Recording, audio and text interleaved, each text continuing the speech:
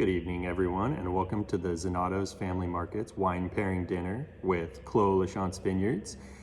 My name is Jason Robdu. I'm the Vice President of Winemaking here at Clos LaChance, and as you can see, tonight we're set in the barrel room, which is pretty fun, pretty exciting to be able to sit in the barrel room and taste some wines with you guys and go through this pairing and the great meal that we've got prepared here from the Zanotto's Market.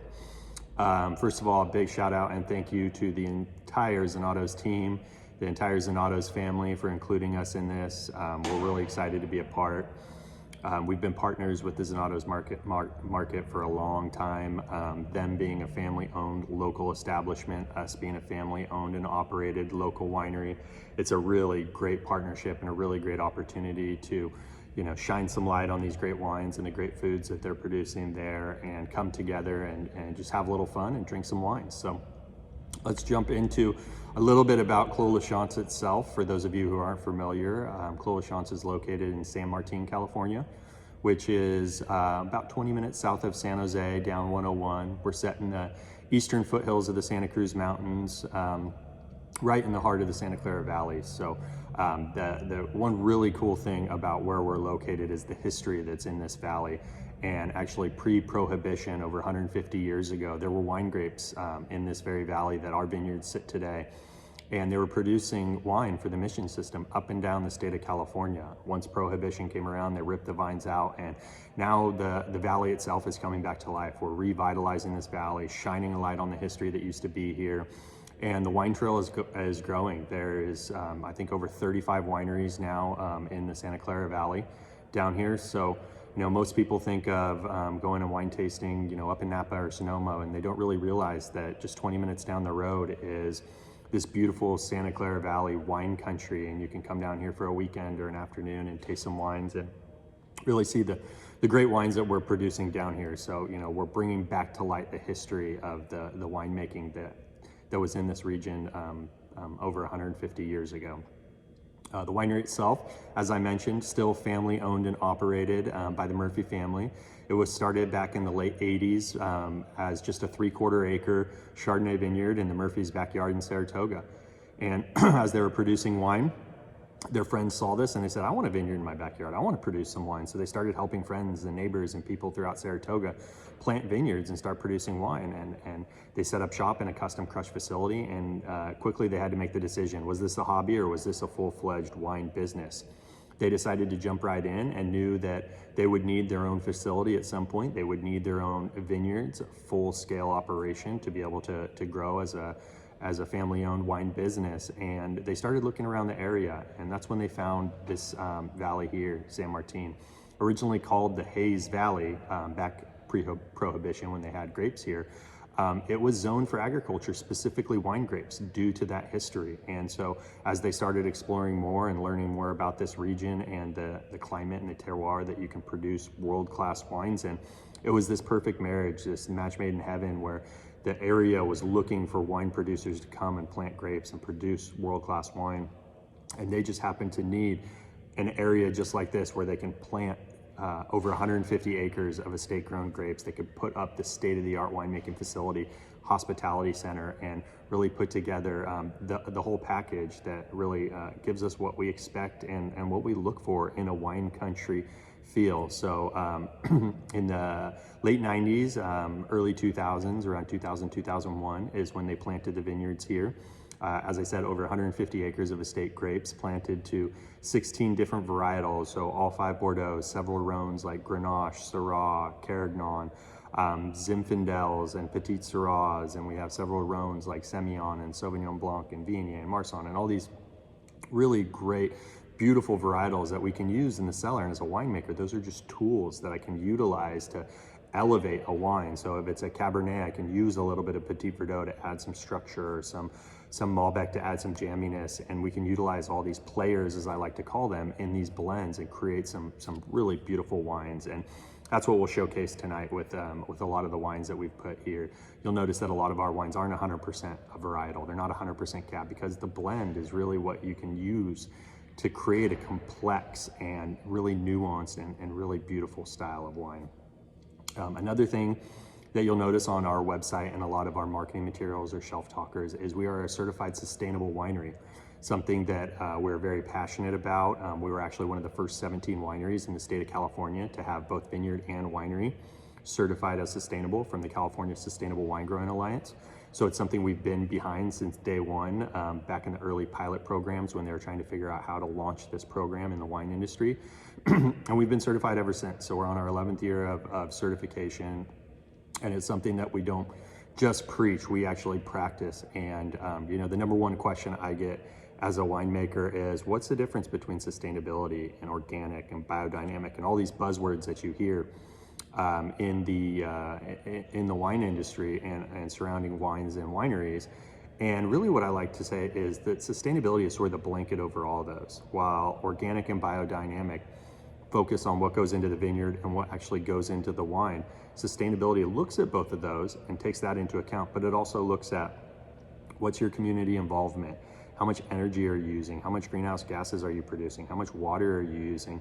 And so really it takes in not only what's going into the wine and what's going into the grapes, but what's going into the actual environment and the community that's around you. So it's really cool to be able to utilize things like on-site ponds so we can recycle all of our water and use it for irrigation water, raptor boxes and owl boxes in the vineyard to promote natural pest management. We don't disc, so there isn't any soil erosion, and we just mow back in, so it's like a natural compost, and all these different things that we do in the winery and in the vineyard to promote sustainability. But again, it's something that we're just really passionate about, we get behind, and it just creates a better product for you as the consumer. So a lot of fun there, and I always like to make sure I get that in because most people don't really know what sustainability really means. So I think without further ado, let's jump into a little bit of the wines that we've got going on tonight. So we have 6 wines here, as you can see behind me, that we've chosen for this. A couple of them pair perfectly with what we have going on. A couple of them are just really nice wines to sit on the porch with. So I like to start with the Colibri Rosé. The Colibri Rosé is a really fun one for us, fairly new in our portfolio. As you notice, our logo, our theme is built around a hummingbird, and Colibri is sort of a nod to that. So Colibri is actually French for hummingbird.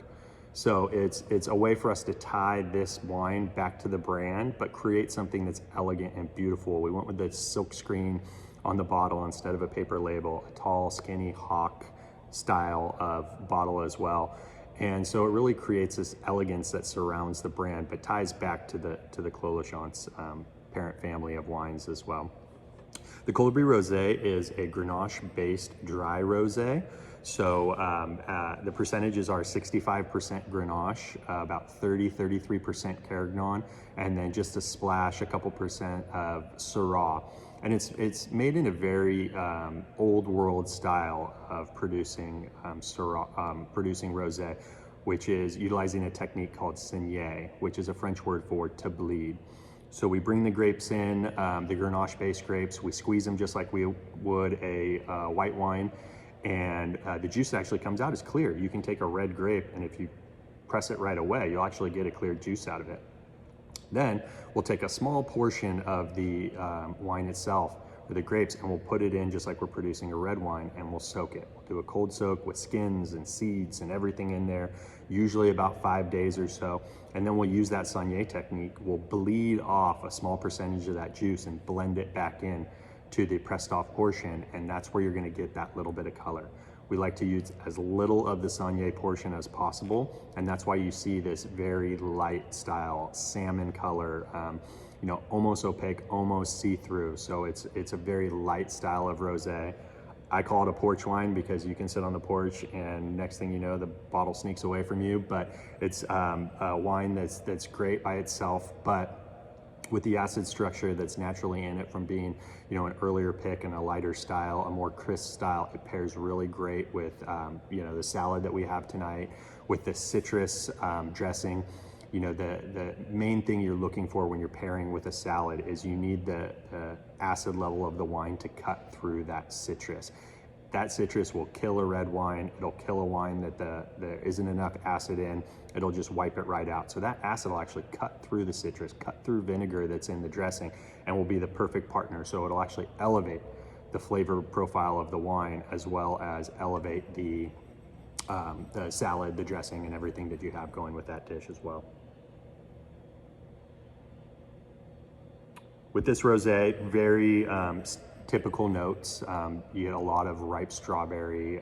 You get some cantaloupe or some melon. There's even some floral notes like rose petal. Very typical to a Grenache-based dry rosé.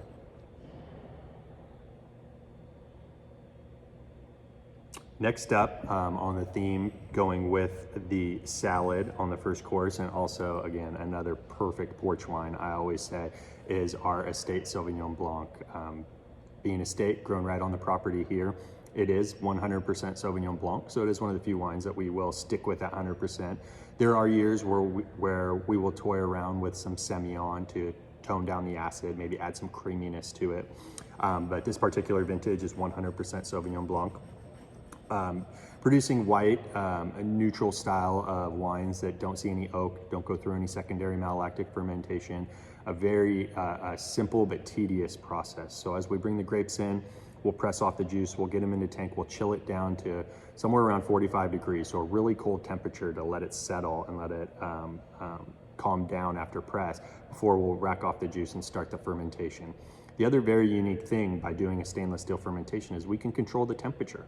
So what we'll do is we'll actually ferment the Sauvignon Blanc juice at somewhere around 50 to 55 degrees. And what that does is it creates a slower fermentation and it creates a colder fermentation. So the fermentation process will actually last sometimes up to 30 days versus 5 to 7 days for maybe a quicker red wine.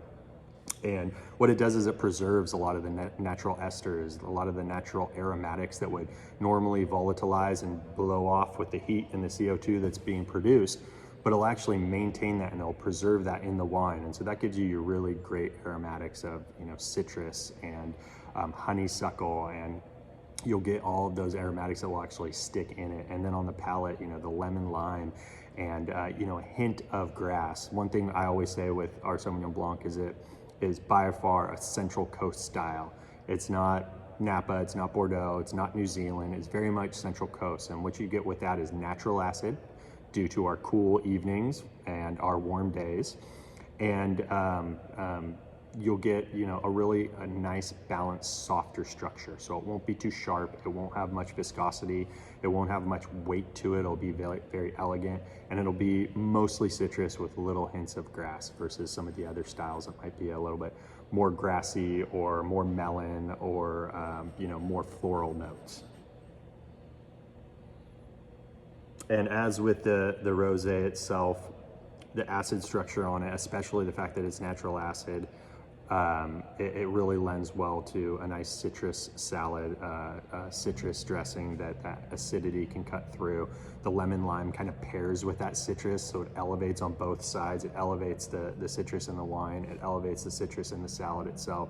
Really the perfect match. It's light, just like the salad's supposed to be with your greens, and so it's just a nice entry into the meal, nice entry into the wine pairings that you'll have with that given meal. Next up, we will jump to the Chardonnay. The Chardonnay is a unique one for us because where we're located, actually, it's a little too warm to grow the Chardonnay grapes. So it's one of the few wines that we produce that actually doesn't come off of our estate, off of our property. We source it out of Monterey County, two regions primarily, Arroyo Seco and Santa Lucia Highlands.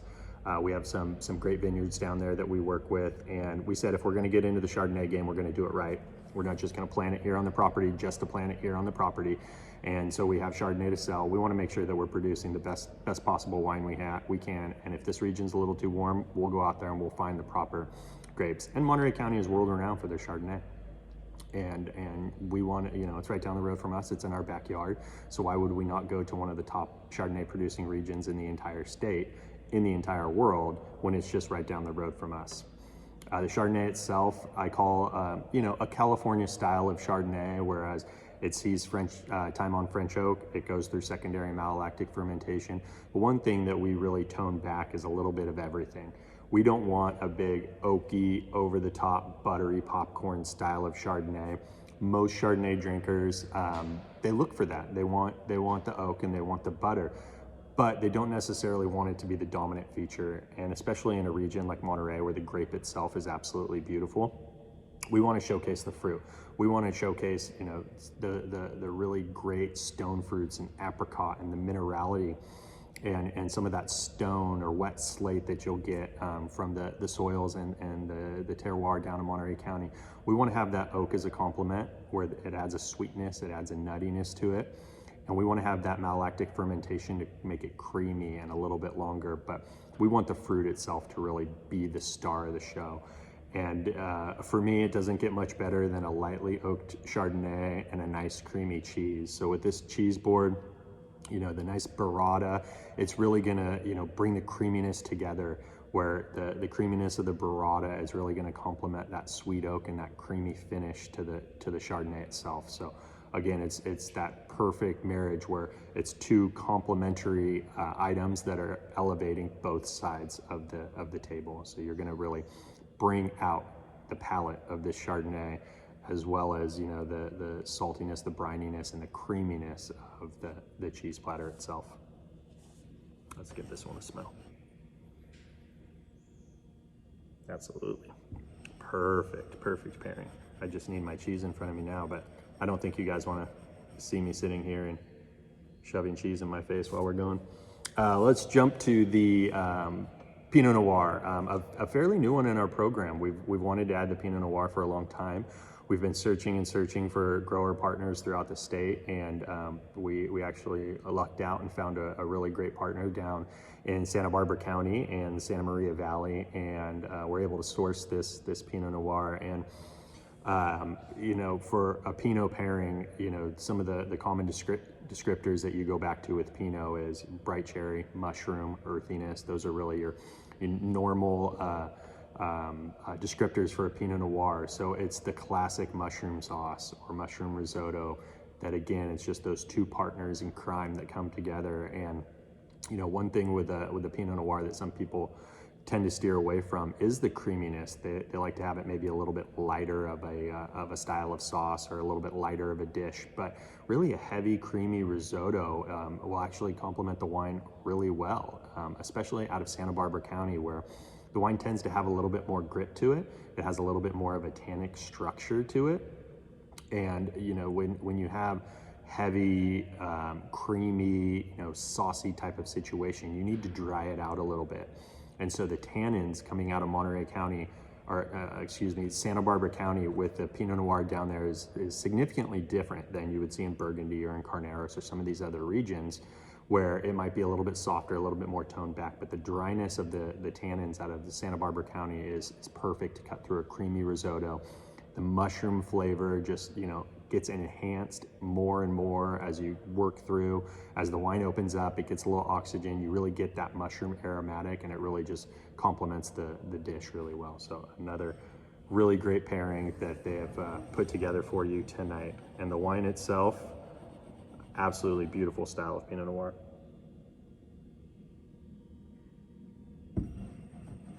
Then moving on to our last couple of wines here tonight, as we work down the list, we're finishing up with our classic meat dish, the grilled tri-tip from Zanotto's.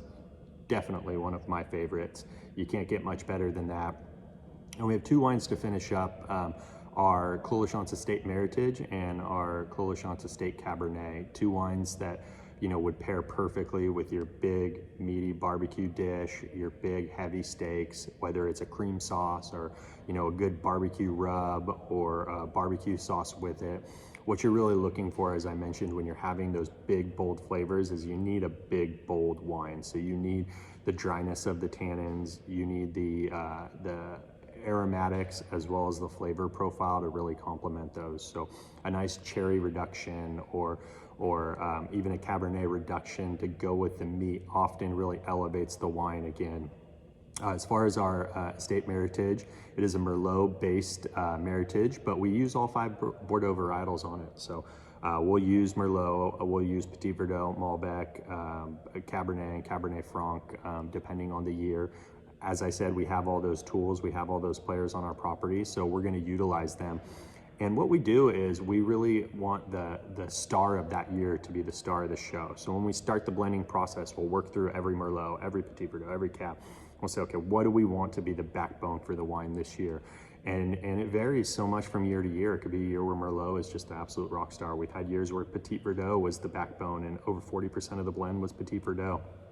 And really each individual varietal that we put in there adds a depth, adds a complexity, adds some nuance to it. So whether it's florals from Petit Verdot or jamminess from Malbec, or a green bell pepper, sort of aromatic from a Cabernet Franc, those are all going to kind of come together and really lift each individual part of it. And as you dig into it more and more, you're really going to experience more and more complexity and more that the wine has to offer.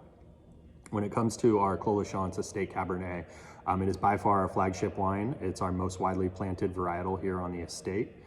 It's something that we love to put out there, and as everybody knows, Cab is king in the market. It's a go-to wine for just about everybody. And our style here is not a big Napa tannic high alcohol wine. We're not on the east side of Paso Robles. Again, we are a Central Coast, lighter style. So while it's very varietally correct, if you're going for a glass of Cabernet, you want it to taste like Cabernet.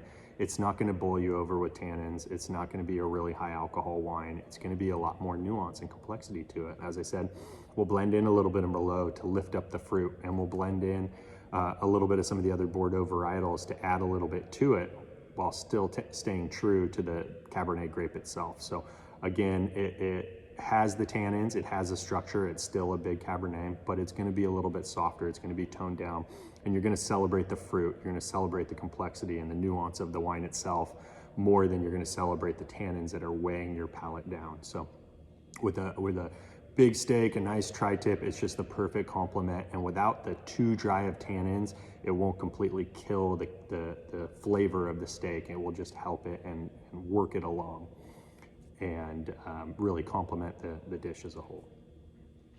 So those are our 6 wines for you guys tonight. I hope you guys had a chance to try a few of them, try all of them, try one of them.